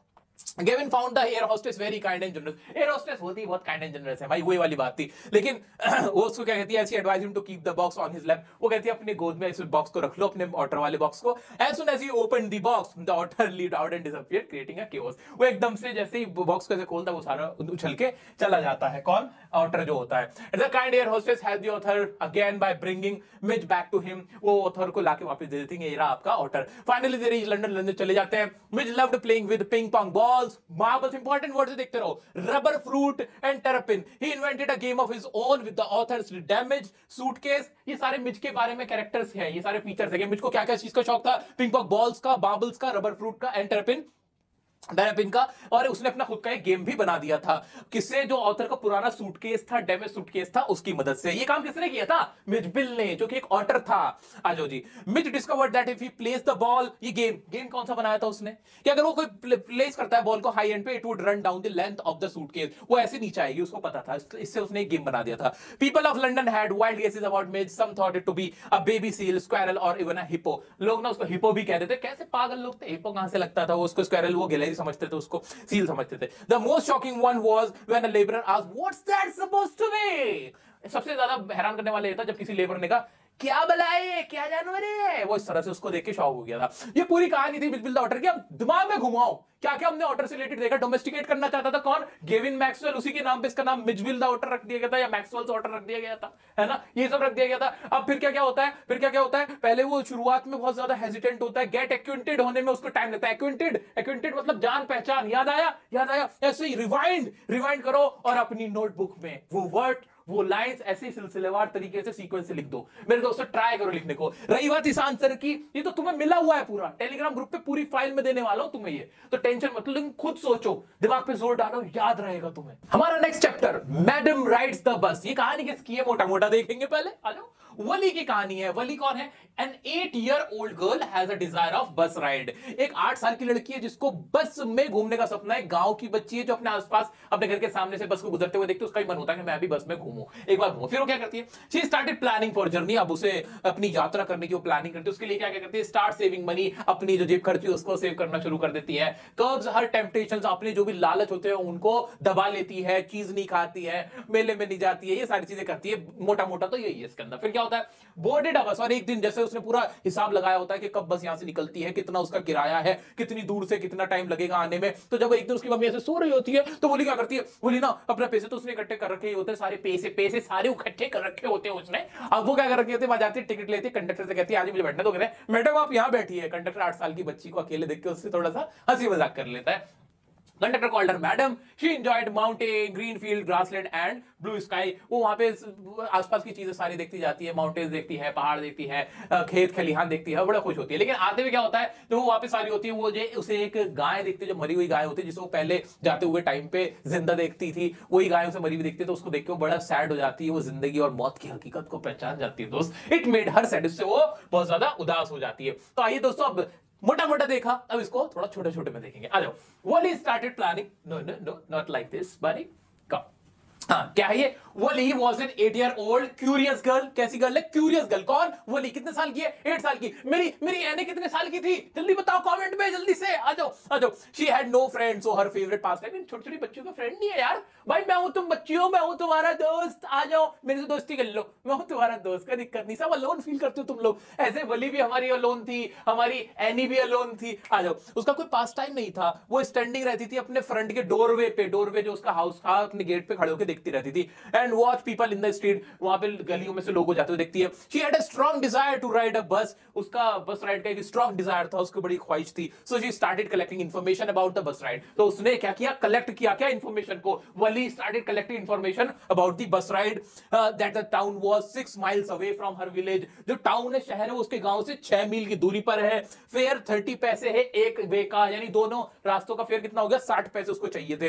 The trip would take 45 minutes, और ट्रिप में कितने मिनट रहेंगे, 45 मिनट। ये आपको याद रखना है बस, पूरा डिटेल है ना, इंपॉर्टेंट वर्ड्स है। आगे बढ़ जाते हैं। फिर उसने क्या किया, she planned her visit, started planning for the journey and saving the money by resisting the temptation to buy peppermint। वो पेपरमिंट नहीं खरीदती थी, बलून्स नहीं खरीदे उसने, और उसने इस तरह से 60 पैसे अपने कलेक्ट कर लिए। ठीक है, उसके बाद she decided to travel in the afternoon time when her mother was taking a nap। जब उसकी माँ थोड़ा सा ऐसे रात दोपहर में सो जाती है ना, खाना वाना खा के, तो उसने कहा कि अब मैं निकलूंगी, चुप हो जाओ। वली गई, वली गई, वली गई। वली ने भागते हुए गई और बस को रोका और वहां पे टिकट ले लिया। The conductor called her madam, she boarded the bus. Conductor called her madam and showed her seat. The bus was luxurious and seats were comfortable. अच्छी बढ़िया बस थी भाई, उस टाइम की सीट्स कंफर्टेबल थी। Valli enjoyed watching mountains, green field, grassland, ये सारी चीजें उसने वहां पे देखी। And the blue sky, blue sky भी देखा, खुला आसमान में पहली बार गई थी वली, हमारी 8 साल की। On her way to the town she saw a young cow. उसने रास्ते में जाते हुए ना एक काव देखी, एक गाय देखी, यंग गाय देखी। That came in front of the bus while crossing the road. वो जो बस के सामने नहीं आ जाती गाड़ियां, ऐसे ही ना उसने भी देखा कि वली ने देखा कि गाड़ी से जाते हुए बस के सामने एक गाय आ गई, और जैसे ही बस सामने आई तो उसके हॉर्न की वजह से, जो हॉर्न बजाते ना, पीप पीप ऐसे हॉर्न बजाते, तो गाय ने एकदम भागती हुई चली गई। The driver sounded the horn loudly and the cow crossed by in a hurry। भागी भागी वो चली गई। Wally enjoyed it and laughed wholeheartedly। Wally उसको देख के हंसी। नहीं यार, इतना भयानक नहीं हंसी होगी वो क्यूट लग रही होगी। आयो। और फिर क्या होता है, after some time the bus reach the final destination. Bus अपने डेस्टिनेशन पे पहुंच गई, और जब everyone got off except Valli, सब लोग उतर गए बस से, लेकिन वली नहीं उतरी क्योंकि उसे तो बस राइड लेनी थी। The conductor asked her, the conductor asked Valli से उसने क्या आस्क करा, कंडक्टर ने आस्क करा टू गेट डाउन, के भाई गेट डाउन हो जाओ। तो दो वर्ड इंपॉर्टेंट है, गॉट ऑफ और गेट डाउन, तो सब लोग क्या हो गए थे, गॉट ऑफ हो गए थे, लेकिन वली गेट डाउन नहीं हुई थी। But she told she was there for a bus ride. फिर वो कंडक्टर को बताती कि वो किस चीज के लिए, या बस राइड के लिए। क्यों? क्योंकि उसको स्ट्रॉन्ग डिजायर था बस राइड करने का, उसने मनी कलेक्टेड करी थी, उसने टेम्पटेशन को कर्ब किया था, रेजिस्ट किया था। किस चीज का टेम्पटेशन? बाय पेपरमिंट बलून्स, वो ये सब नहीं करती थी। उसने 60 पैसे अपने कलेक्ट कर लिए थे, 30 पैसे वन वे का उसने हिसाब लगाया था। She collected information about the bus ride, 45 minutes लगने थे, 60 पैसे लगने थे, याद है ना? ये सब कुछ याद है। रास्ते में आते उसने क्या देखे? ग्रासलैंड देखे, उसने ब्लू स्काई देखा, ग्रास फील्ड देखी, ये सब कुछ उसने देखा। ये सारी चीजें हमें पता है ना। आ जाते हैं आगे। अब उसके बाद क्या होता है? एंड शी हैंडेड या गेव हिम 30 पैसे फॉर द रिटर्न। उसने कहा 30 रुपए रखो, आज आप टिकट दो मुझे, आग वापस जाने का, कोई दिक्कत नहीं, फ्री में नहीं बैठ रही। When she saw the bus started for her the bus started for her way back home, way back home, when she saw the same cow lying dead by the roadside। तो उसने वहां पर ना गाय को मरे हुए देखा, तो इससे उसका दिल खराब हो गया, वो रोने लगी और बहुत ज्यादा उदास हो गई। She understood the meaning of life and death in her own terms। उसने अपने हिसाब से जिंदगी और मौत का एक लेसन देख लिया था। She came back home and found her mother and aunt talking about the endless possibilities of the world outside। Wally affirmed to her mother, which made her aunt called a no-spoking child who acts like grown-up lady। जब वो घर पहुंचती है तो उसकी aunt और mother क्या हो रही थी, बातें कर रही होती हैं, जहां पे बताती है कि एंडलेस पॉसिबिलिटी, दुनिया में बहुत कुछ हो रहा है भाई। ऐसे बात नहीं करती, आंटी आके बैठ जाती है दोपहर में, अरे सुनती है, अरे रमना देवी कहाँ बैठी है, आ तो जा, अब बात तो सुन ले हमारी। ऐसे करके बात नहीं करते। वो देख रही थी, आके देखती है वाली कि ये सब चल रहा होता है। वो सब कहता है दुनिया में बहुत कुछ हो रहा है भाई, बहुत कुछ हो सकता है, ये सब कुछ चल रहा है। ऐसे बोली कहती, सही कह रहा हूँ आंटी, मुझे भी पता है। वो कहते हैं हर बात में नाक लड़ाती रहती है, कैसी बच्ची है तुझे, बैठ। अब उसे क्या पता आंटी को कि वली तो घूम के आई हुई है। ये अब आपको क्या करना है, इसी चैप्टर से मैडम राइट द बस से इंपॉर्टेंट वर्ड जल्दी लिखो ना, लिखो, सोचो, याद आएगा तुम्हें। वली ने क्या किया था, वली का क्या डिजायर था, वली कौन थी, उसने कौन सी चीज देख के वो बहुत खुश हो गई थी, काऊ को देख के खुश हुई थी ना, है ना, ब्रेकआउट लाफिंग, याद आ गया। लेकिन फिर वो उदास भी हो गई थी, सैड एंड क्राई हुई थी जब वो लाइंग डेड काऊ को देखा था उसने, है ना। ये वर्ड्स लिखो मेरे दोस्त, लिखो ये वर्ड्स, यही वर्ड्स तुम्हें अब याद हो जाएंगे यार। मैं तुम लोगों के लिए कितना एक्साइटेड हूं मैं बता नहीं सकता। अब ये चैप्टर भी हमारे यहाँ पे, अभी हमारी फर्स्ट रिवीजन इस चैप्टर की खत्म होती है। आते हैं हमारे नेक्स्ट चैप्टर की। Next chapter is the sermon at Banaras. Sermon मतलब होता है उपदेश देना। बनारस में जो उपदेश दिया था, किसने दिया था? गौतम बुद्ध, जिन्हें महात्मा बुद्ध के नाम से भी जानते हैं बौद्ध धर्म के लोग, जिन्हें मानते हैं। आ जाते हैं पहले मोटा मोटा और फिर आ जाओ। Gautam Buddha was born in north India as royal prince. Gautam Buddha का जन्म कहां हुआ था? नॉर्थ इंडिया में हुआ था, एक शाही घराने के अंदर। अब इस बात के पीछे लोग मुझे बहुत कुछ बोलते रहते हैं, क्योंकि कुछ लोग कहते हैं कि गौतम बुद्ध का जो जन्म हुआ था नेपाल में हुआ था। अब हमारी किताब में सीबीएसई में लिखा हुआ है कि गौतम बुद्ध का जन्म, गौतम बुद्ध जी का जन्म इन नॉर्थ इंडिया में हुआ था। मैं तो सीबीएसई की मानूंगा ना, जो किताब में लिखा हुआ है हम आपको पढ़ा देंगे। तो भाई कोई भी ऑफेंड ना हो, मैं बस वो बता रहा हूं जो सीबीएसई की किताब में लिखा हुआ है, एनसीईआरटी के अंदर लिखा हुआ है, ठीक है। एनसीईआरटी इनफैक्ट मुझे वर्ड यूज करना चाहिए, एनसीईआरटी में जो लिखा हुआ है। आ जाते हैं आगे बढ़ते हैं। He got married, had a son. उन्होंने शादी कर ली थी, बढ़िया चल रहे थे, राजा पैदा हुए थे। अब 10 साल उनकी शादी भी चल गई थी। बाद में एक दिन ना जब वो शिकार पे जा रहे थे, on his way to hunt, got realization. वहां ना उनको कुछ ऐसी चीजें दिखी, एक उन्हें साधु दिखे, एक मॉन्क दिखे, एक वहां पे फ्यूनरल प्रोसेशन दिखा। तो ये सारी चीजें देख के ना बहुत ज्यादा ना उनको कुछ एहसास हुआ कि जिंदगी क्या है, ये राजपाट छोड़ दो दोस्त, छोड़ दो। ही लेफ्ट रॉयल प्लेस। उन्होंने वो सब कुछ, रॉयल प्लेस नहीं होगा, रॉयल पैलेस होगा, उन्होंने अपना राजशाही घर सब कुछ छोड़ दिया। Then he went for enlightenment। वो enlightenment के लिए निकलने लगते हैं, आध्यात्मिक ज्ञान हासिल करने निकलने लगते हैं कि दुनिया क्या है, उसका असल मतलब जानने निकलने लगते हैं। और फाइनली उनको enlightenment का ज्ञान हो जाता है। कुछ वक्त के बाद फिर क्या होता है, उनके पास आती कीजा गौतमी। ये कौन है? ये एक ऐसी औरत होती है जिसका एक लौता चाइल्ड होता है, लॉस्ट एंड ओनली चाइल्ड, एक ही बच्चा होता है, वो मर जाता है। और वो ना उसको एक्सेप्ट नहीं कर पा रही होती है। वो लोगों के पास दवाई मांगती है जाके कि मेरा बच्चा जिंदा हो जाए, कोई ऐसी दवाई लाकर मुझे दे दो। लोग कहते हैं कि जाओ गौतम बुद्ध के पास जाओ, उन्हीं के पास तुम्हारे बच्चे को मरे से जिंदा करने की दवाई होगी, वहां जाके चली जाओ। अब वहां पे गौतम बुद्ध उससे क्या कहते हैं? Buddha asked her to collect mustard seeds. Buddha उसको कहते हैं कि सरसों के बीज तुम कहीं से लियो, ऐसे घर से लियो जहां कोई मरा ना हो। वो उसको ऐसा बोल देते हैं। आगे बढ़ते हैं। Taught her the concept of life and death. और इस तरह से जो कीसा गौतमी है उसको मौत और जिंदगी का असली मतलब समझ में आ जाता है। ये पूरी मोटी मोटी कहानी थी the chapter the sermon at Banaras. इसको अब विस्तार में पढ़ते हैं, आइए देखते हैं। Gautam Buddha was born as a royal prince to a north Indian family. Gautam Buddha कब पैदा हुए थे? एक नॉर्थ इंडियन फैमिली थी, रॉयल प्रिंस पैदा हुए थे, एक शाही परिवार में पैदा हुए थे। His name was Siddhartha. उनका रियल नाम क्या था? सिद्धार्थ था। He was sent away to study at the 12 years of age. 12 साल की उम्र में उनको पढ़ने भेज दिया था बाहर। Upon returning 4 years later, he got married to a princess. उनकी एक princess से शादी हुई, उनकी 10 साल शादी चली, एक बच्चा हुआ. He had a son, they had a son and lived a royal life for 10 years. Once on his way to, असली कहानी यहां से शुरू होती है, ये इंपॉर्टेंट है, सुनो. Once on his way to hunt, the prince met a sick man, an aged man, a funeral procession and a monk begging for alms. तो भाई कौन कौन मिला? एक बूढ़ा बीमार व्यक्ति देखा, एक जनाजा जा रहा था किसी की, जिसे कहते हैं मैयत जा रही थी, वो देखी, और एक मॉन्क को उन्होंने देखा जो कि उनसे भिक्षा मांग रहा था. वो देखने के बाद this experience so moved him that he left all the royalty behind to seek a higher sense of royalty. Royalty important word है. रॉयल प्रिंस पैदा हुए थे, ही लेफ्ट रॉयल्टी. उन्हें 3 चीजों ने क्या कर दिया? रियलाइज करा दिया था. क्या क्या था? फ्यूनरल प्रोसेशन था, एक मंक था asking for arms, and sick man और एज्ड मैन था जिसको देख के उन्होंने रॉयल्टी को लेफ्ट कर दिया. तो seek a higher sense of enlightenment, और वो हायर सेंस ऑफ इनलाइटमेंट हासिल करने के लिए निकल गए, स्पिरिचुअल नॉलेज के लिए निकल पड़े. ठीक है. ही बिकेम अ बेगर. बेगर, अब बेगर ही वो वाला बेगर नहीं. कुछ लोग कहते हैं सर बेगर बोल दिया आपने, बेगर वो वाला नहीं. ये एक तरह के मॉन्क को ही एक सिंपल वर्ड में यूज कर दिया. बेगर वो वाले जो आज के जमाने बेगर, उस जमाने के लोगों को बेगर कहा जाता था, भिक्षु जिसे बोलते थे, ये वो है. ठीक है, इसको अदरवाइज मत लेना. And wondered for 7 year. ये मॉन्क भी आप वर्ड यूज कर सकते हो, इसकी जगह अगर किसी को नहीं बेगर यूज करना, मॉन्क भी कर सकते हो. एंड वेंडर्ड फॉर 7 ईयर्स, और घूमते रहे 7 साल तक टू सीक एनलाइटमेंट के लिए कि मुझे आध्यात्मिक ज्ञान हो जाए. And finally set down under a fig tree, vow to stay until enlightenment. और एक फिग ट्री के नीचे बैठ गए, ये सोच के क्या जब तक नहीं उठूंगा जब तक एनलाइटमेंट नहीं मिलेगा. एनलाइटमेंट उनको मिल गया. Enlightened after 7 days, 7 दिन बाद ही उनको enlightened हो गया. He renamed the tree the Bo tree. उन्होंने उस ट्री का नाम क्या रखा? बो ट्री रखा. ये सारी बातें एनसीईआरटी की, मेरी नहीं है.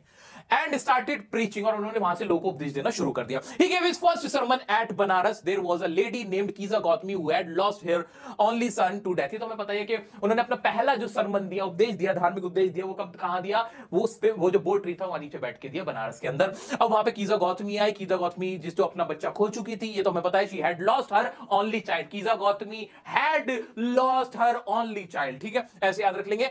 Bring her child alive. She went from house to house looking for medicine to bring her dead child alive. कीजा Gautami क्या कर रही थी? वो लुकिंग फॉर मतलब देखना, ढूंढना, looking for medicine that made her dead child alive. जो उसके बच्चे को क्या, जो that bring her dead child alive, या that make her bring child alive, जो उसके जो मरे हुए बच्चे उसको जिंदा करते, वो वाली दवाई ढूंढ रही थी. People started thinking that she had lost her senses. लोग कहने लगे थे ये इसने अपना सेंस खो दिया है. She had lost her senses. One day she met a man who suggested her to meet Lord Buddha. और किसी ने कहा कि जाके लॉर्ड बुद्धा से मिल लो. She went to Buddha, requested the medicine. उन्होंने कहा कि जाके मेरे को मुझे दवाई दो ना. उसके बाद क्या हुआ? बुद्धा ने कहा मैं दवाई दूंगा, पहले तुम मुझे मस्टर्ड सीड्स ला दो, सरसों के दाने ला दो. कहां से? ऐसे बीज ला दो जिस घर में, ऐसे घर से प्रिक्योर करना. इंपॉर्टेंट वर्ड है procured, from the house which has never seen death. जिसने कभी डेथ को सीन नहीं किया हो, देखा ना हो. कीजा Gautami once again went from door to door asking for or looking for the seed, for the mustard seed, but could not find mustard seed. mustard seeds important है. चैप्टर को सोचते ही mustard seed, Kisa Gotami, lost child, dead wanted to make him alive. ये वाले words याद आने चाहिए आपको. फिर क्या होता है? बुद्धा's condition. She finally understood that men are mortal and death is inevitable. उन्हें समझ में आ जाता है कि जो मैन है वो मॉर्टल है, उसे मरना ही होता है, और death is common to all, सबके लिए कॉमन है, इससे कोई नहीं बच सकता. She realized that she had become selfish in grief of her child demise. वो समझ में आ गया था कि वो सेल्फिश हो गई थी अपने बच्चे के गम में. Buddha said that life of mortals in this world is troubled, brief and combined with pain. जो इंसानों की जिंदगी है ना, उसमें दुख है, दर्द है, मुश्किलें हैं, तकलीफें हैं. ये किसने बताया? बुद्धा ने बताया. कहां बताया? जो सरमन हुआ था उनका पहला बनारस में, वहां बताया. Feelings of pain and sorrow can only increase men sufferings. कि ये सारी चीजें जो होती हैं, ये feelings of pain and sorrow can only increase men sufferings. इंसान की बस मुसीबत, अगर हम इसी चीज को सोचते रहेंगे ना कि मेरे पास कितना दुख है, इससे हम अपने आप को और तकलीफ देंगे और कुछ भी हासिल नहीं होगा. ये किसने बताया? गौतम बुद्ध ने बताया. That will spoil his health. इससे हमारी अपनी तबीयत भी खराब हो जाती है. Therefore a wise person should accept the truth of death only, then we can find peace and live happily. जो मौत की सच्चाई है, जो समझदार लोग हैं वो उसको एक्सेप्ट करते हैं और तभी वो खुश रह पाते हैं. तो कीजा गौतमी, जो लॉर्ड बुद्ध थे, गौतम बुद्ध थे, उनसे रिलेटेड ये सारे जो भी वर्ड्स अभी आपने सुने, जो लाइन्स आपने सुनी, उनको सिर्फ कॉपी करो. जो मैंने बोला, जो मेरे साथ साथ तुमने बोला ना, उन्हें कॉपी में लिखो बिना देखे. अपनी वो जो नोटबुक है ना, सेपरेटली साफ साफ लिखो मेरे दोस्त. नेक्स्ट चैप्टर है हमारा द प्रपोजल. हाँ जी, इसके अंदर प्रपोजल, इस चैप्टर से पता चल रहा है कि शादी का प्रपोजल रखा गया है. आइए पहले मोटा मोटा देखते हैं क्या है इसके अंदर. भाई ये प्ले है, एक रशियन प्ले है जिसमें दो नेबर्स है, पड़ोसी हैं, लोमो और चुबुको. फिर क्या होता है, लोमो प्रपोज करता है चुबुकोव की डॉटर को जिसका नाम है नतालिया शादी के लिए। फिर नतालिया गॉट सरप्राइज, नतालिया हैरान हो जाती है उसको इतना तैयार देख के, लेकिन उनका ना आर्गुमेंट शुरू हो जाता है ऑक्सन विडोज को लेके कि वहां की जो आसपास की जो जगह होती है उसको लेके, एक लैंड के पीस को लेके, हाँ लैंड के पीस को लेके उनकी इसमें आर्गुमेंट होने लगती है दोनों की। लोमो फेल्ट अनवेल, लोमो की एकदम तबीयत खराब होने लगती है, उसका दिल हलक मारने लगता है अये, और वो ना फिर वहां से छोड़ के चला जाता है, उसको पाल्पिटेशन का प्रॉब्लम होता है, वो छोड़ के चला जाता है घर को। और बाद में सेकंड टाइम क्या होता है फिर, फाइट ओवर डॉग्स, वो वापस बुला के ले आता है चुबुको लोमोव को कि नहीं नहीं छोड़ो छोड़ो गलती हो गई, वापस ले आता है, लेकिन दोबारा फिर से बहस हो जाती है किस बात पे, हो जाती है कुत्तों के ऊपर बहस हो जाती है, और इस बार जो हमारा लोमोव होता है वो पूरा बेहोश हो जाता है। उसके बाद क्या होता है, Chubukov gave her daughter's hand into Lomov's hand. इस दौरान ना चुबुकोव ना क्योंकि परेशान होता है अपनी बेटी की शादी का, उसका रिश्ता नहीं आया हुआ था, तो उसका हाथ उसमें ऐसे ही उसे बेहोशी की हालत में ऐसे दबा देता है और कहता है अरे हो गई, मेरी तरफ से आशीर्वाद है सबको, और ऐसे ये शादी हो जाती है। अब ये तो मोटा मोटा था, अब डिटेल में पढ़ते हैं। तुम्हें बस इतना याद रखना इंपॉर्टेंट वर्ड कौन कौन से, कैरेक्टर कौन कौन से, बस हो गया काम। तो लोमोव चुबुकोव सबको याद है क्या? आ जाओ आज जल्दी से देखते हैं। हाँ जी, it is a one act play written by a Russian writer Chekhov. वहां के लोग नाम ऐसे ही होते हैं, रशिया के जो होते हैं चेखोव, अंटो, अंथो, अखोव, ऐसे वाले नाम होते हैं। तो भाई ये एक रशियन प्ले है, किसने लिखा? चेखोव ने लिखा है। The play is about the story of two neighbours Lomov and Chubukov. ये स्टोरी है दो नेबर की, लोमोव चुबुकोव, ये तो हमें याद हो गया। One day Lomov enters his neighbour Chubukov's house in his evening attire, अपने इवनिंग अटायर में मतलब पहन ओढ़ के वो उसके घर में जाता है। पहली बार ऐसे वो देख के हैरान हो जाता है। चुबुकोव गेट सरप्राइज हो जाता है to see him well dressed and ask him the occasion. तो पूछता क्यों आए हो, कोई पुराने पैसे लेना आए हो क्या मेरे? चुबुकोव थिंक्स, अज्यूम करता है कि he must have come to ask for money. अब इंपॉर्टेंट है, वो अज्यूम करता है, उसको क्या लगता है चुबुकोव को कि मैंने तो उधार ले रखा था ना, वो मांगना आया मेरे से और कुछ नहीं है, which he does not want to return, जो वो देने के मूड में नहीं था। लोमोव रिवील्ड, लोमोव क्या रिवील करता है, he had come to ask for Chubukov's daughter Natalia's hand in marriage, कि वो उससे शादी का हाथ मांगने के लिए उसके पास आया है। Chubukov gets excited and leaves to call Natalia. Chubukov excited है, तू शादी के लिए मेरे बच्ची से रिश्ते के लिए, और वो नतालिया को बुला लेता है, नतालिया आ जाती है। लोमोव कौन है ये देख लो, 35 साल का जेंटलमैन है जिसको पाल्पिटेशन, दिल की धड़कन बढ़ जाती है, सांस आने बंद हो जाती है, फूल जाती है, उसको इसका प्रॉब्लम है। गेट्स अपसेट वेरी इजीली, बहुत जल्दी नक्चड़ जाता है, इरिटेट हो जाता है, अपसेट हो जाता है easily, and doesn't sleep well, उसको रात को नींद भी नहीं आती है, मतलब ऐसे ही बीमार सा आदमी है। He could not get a bride of his choice, उसे अपनी मनपसंद कभी दुल्हन नहीं मिली, सलमान खान हो रहा है ये तो, but looking at his advancing as and several elements, elements मतलब जो बीमारियां, एलिमेंट्स बहुत ज्यादा हो गई हैं, उसको एडवांसिंग एज हो रही है, मतलब उम्र बढ़ रही है, तो क्या फैसला करता है, he decided to compromise by proposing Natalia. वो कॉम्प्रोमाइज करता है कि चल कोई नहीं मिल रही, पड़ोसन से ही शादी कर लो, बिया कर लो, और कुछ नहीं बचा। एन एवरेज लुकिंग, क्योंकि वो बहुत ज्यादा सुंदर नहीं थी, वो एवरेज लुकिंग थी, ज्यादा सुंदर नहीं थी। कौन? हमारी नतालिया। ये कितने साल का, जल्दी माइंड में वर्ड्स लाओ, 35 ईयर ओल्ड मैन है जिसको पाल्पिटेशन का एंड अदर एलिमेंट्स है, रात को सो नहीं पाता है, he can not sleep well at night, है ना, ये सारी इसको प्रॉब्लम है कि नहीं, ये सारी चीजें इसमें आपको याद रखनी है। नतालिया एवरेज लुकिंग गर्ल है, बट एजुकेटेड है, गुड हाउसकीपर है, घर का ख्याल भी रखना जानती है, तो वो क्या करता है, decided to marry Natalia who is the daughter of Chubukov. When Natalia came to meet Lomov, she got surprised to see him in a formal dress. वो भी इसको formal dress में देख के surprise हो जाती है। The conversation started. Conversation दोनों में start होती है between the two, and soon became an argument over Oxon Meadows, a piece of land. वो हमने पता ही है कि they had an argument over Oxon Meadows, that is a piece of land. They both were claiming that वो थल्ला हमारा था। नहीं नहीं, वो कहता अरे ये थल्ला तो हमारा था, ये सीढ़ी हमारी थी। दोनों में खूब पड़ोसियों में चे पे लग जाते, दोनों ईंट उठा मारेंगे, नहीं ईंट नहीं उठाते, मैं ऐसे बोल रहा हूँ, ठीक है, दोनों में झगड़ा हो जाता है। फिर क्या होता है, Chubukov also join the argument, उसका फादर भी आता है। देखो बरखुरदार, नतालिया कह तो सही रही है, वो हमारे पुरखों की जगह थी जिस पे तुम कब्जा करे बैठो, ऐसे करके ना वो भी लड़ने आ जाता है। फिर क्या होता है, also join the argument and they started fighting, और फिर लड़ाई खूब दबा के होती है, बेचारा वो अकेला और वहां दोनों बाप बेटी लड़ रहे होते हैं। मैं तो तैयार हो गया शादी का हाथ मांगने आया था, ये तो मेरे से बहस करने लगे, लड़ने लगे। Lomov felt unwell as his heart palpitated, उसका दिल धड़कन, वो ऐसे परेशान होने लगता है। And he left their house, वो कहता है मैं जा रहा हूं भाई, मैं जा रहा हूं, और वहां से निकल जाता है। Natalia got to know that Lomov had come with a marriage proposal, She got tense and asked her father to bring him back. जैसे नतालिया को पता चलता है कि भाई ये लोमोव तो मेरे से शादी करने आया था, तो वो एकदम से ना वो उसे पछतावा होता, कहता है पिताजी जल्दी से बुला लीजिए इसको, प्लीज वापस लेके आइए, वो ऐसे चीख के बोलती है। फिर उसका पिता ना उसको वापस ले आता है।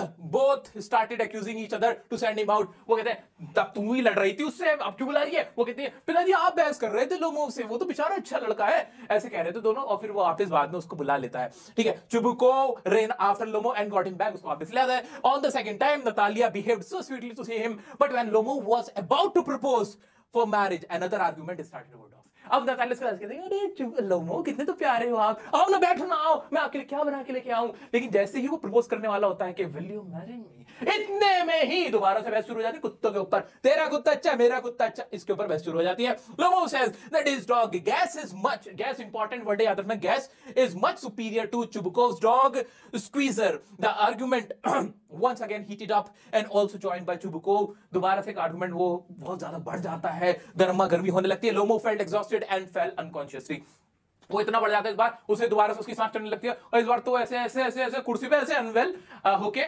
फेल डाउन हो जाता है। ये रहा, हाँ जी, fell into the chair unconsciously. Natalia thought he was dead and started crying, Natalia को लगता टपक लिया, ये मैं हो गई विधवा बिना शादी की, उसको लगने लगता, वो पूरा समझ बैठती है। When Chubukov realized that Lomo was unconscious and not dead, important word unconscious, unconscious, realized, who realized that? Chubukov realized that Lomo was unconscious. What he did, क्या करता है वो? He gave his daughter's hand into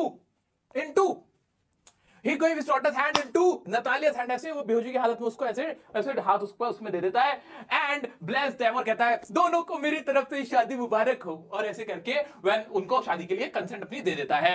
When Lomo got his senses, he showed his excitement, but once again they both started fighting over the dogs again। जैसे ही लोमो को होश आता है ऐसे करके वो हाथ उसका हाथ में देखता है, कहता है will you marry me? Yes yes, ऐसे वो प्यार से बात ही कर रहा होता है, फिर दोबारा वैसे कहते हैं लेकिन एक बात बोलूं, कुत्ता मेरा ही अच्छा है, और फिर से वो दोनों लड़ने लग जाता है। This is the end of the story end of the chapter. जो भी वर्ड्स लाइंस तुमने अभी सुने, इंपॉर्टेंट वर्ड अनकॉन्शियस था, लोमो कैसा था, पाल्पिटेशन का प्रॉब्लम था, he had a problem of palpitation, वो बहुत जल्दी ही कुड इजीली बी अपसेट, वो अपसेट जल्दी हो जाता था, उसको एलिमेंट्स थे, तो he decided to compromise with Natalia. याद है ना, नतालिया कौन है? नो एवरेज लुकिंग गर्ल है, गुड हाउसकीपर है, वेल एजुकेटेड है ना, ये सारी चीजें तुम्हें याद रखनी है मेरे दोस्तों। ये है रिवीजन का सबसे बेस्ट तरीका। जितना कुछ भी तुम्हारे माइंड में भी आ रहा है, वीडियो को पॉज करो, लिखो अपनी नोटबुक में वो वर्ड्स, वो फ्रेजेस सीक्वेंस वाइज लिखते चले जाओ। इस तरह से तुमने मैंने दोनों ने मिलके पूरी बुक के सभी चैप्टर्स को एक बार बहुत अच्छे से रिवाइज कर लिया है विद कीवर्ड्स। ये वो कीवर्ड्स हैं, ये वो बातें जो तुम्हें पता होनी चाहिए। इतना जिसने रिवीजन कर लिया ना, उसका कॉन्फिडेंस अपने आप बढ़ गया होगा। बढ़ गया कि नहीं? क्या मैंने कुछ मुश्किल रटने को बोला? कुछ नहीं। ये सारी जो जितनी भी पीडीएफ है ना, वो आपको मिलेंगी टेलीग्राम ग्रुप पे। तो दोस्तों, इस तरह से सक्सेसफुली बड़े मजेदार तरीके से हमने हमारी फर्स्ट रिवीजन कंप्लीट कर ली है। ये रिवीजन भी इतनी काफी है कि इसको देखकर भी एग्जाम में जाओगे तो तुम सारे चैप्टर के अच्छे से आंसर कर सकते हो, कोई दिक्कत नहीं होने वाली। लेकिन मैं तुम्हें यहां नहीं छोड़ूंगा, मेरा टारगेट क्लियर है, 80 में से 80 दो मुझे, बात खत्म है। तो अब सेकंड रिवीजन होगी हमारी लाइव रिवीजन। जिसको भी पता चले कि हमारा ये, जिसने भी ये वीडियो देखी है वो तैयार हो जाए मैं सेकंड लाइव रिवीजन के लिए, उसकी डेट, उसका टाइम अनाउंस हो जाएगा कम्युनिटी के अंदर ही। ज्यादा वक्त नहीं लूंगा, मैक्सिमम 4 से 5 दिन इस वीडियो को आपको दे देता हूं, ताकि आप इसको, जिसने नहीं देखा वो भी देख सकें। उसके बाद 4-5 रोज बाद, मतलब 4-5 दिन बाद आपकी वो लाइव रिवीजन की हम अनाउंसमेंट कर देंगे, आप वो जरूर देखना। इसके बाद अभी फौरन ही आपको 1-2 दिन के अंदर ही फुटप्रिंट्स विदाउट फिट की भी रिवीजन क्लास ऐसी मिल जाएगी। क्लास कैसे लगी जल्दी से मुझे कमेंट करके बताना। कहीं भी कोई डाउट आता है, बिल्कुल डरने की जरूरत नहीं, मुझसे पूछ लेना। तो दोस्तों, आपको करना क्या है, अब आज जो आपने कीवर्ड्स और फ्रेजेस लिखे हैं ना, जो अपने हाथ से लिखे हैं, इस कॉपी को बड़े संभाल के रखना। अब जो नेक्स्ट आपकी मैं रिवीजन लूंगा, जो रिवीजन नंबर 2 होगी, जो कि लाइव रिवीजन होगी, उसमें भी मैं कुछ आपको कीवर्ड्स और कुछ लाइंस आपको बताऊंगा, जो आपको लिखने को कहूंगा, उसको भी आप अलग से बड़े साफ साफ तरीके से लिख देना।